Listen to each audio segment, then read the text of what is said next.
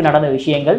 இருந்தாலுமே ராஜாஜிக்கு வந்து காமராஜர் மேல இருந்த கோபத்தினால, சில விஷயங்கள் கோபத்தினால அவர் வந்து திமுகவோட கூட்டணி வச்சு திமுகவை ஜெயிக்க வச்சாரு. அவருடைய கட்சி பேர் என்ன பார்த்தீங்கன்னா சுதந்திர பார்ட்டி அப்படின்னு ஒன்று வச்சிருந்தாரு. அதுக்கப்புறமேட்டு என்னென்ன கூட்டணி கட்சிகள் இருந்தாங்க பார்த்தீங்கன்னா CPIM, Praja Socialist Party, Samyukta Socialist Party, Indian Union Muslim League, Republic Party of India, Tamil Nadu Toilers Party, இத்தனை பார்ட்டி. இதெல்லாம் இன்னும் போக சின்ன சின்ன பார்ட்டிலாம் நிறைய கூட்டணி சேர்ந்து தான் 1967 அமைச்சாங்க.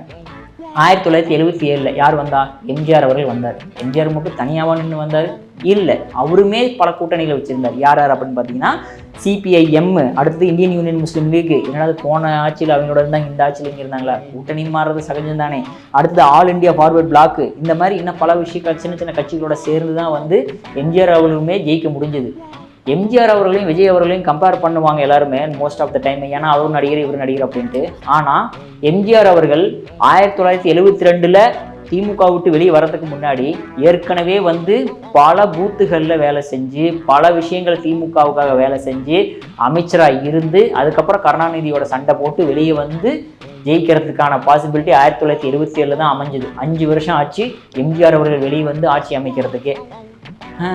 நீங்கள்லாம் வந்து விஜய் அவர்கள் வந்து இன்னும் 2 வருஷம் ஆரம்பிச்சது கட்சி 2026 சிஎம் ஆவாருன்றீங்க.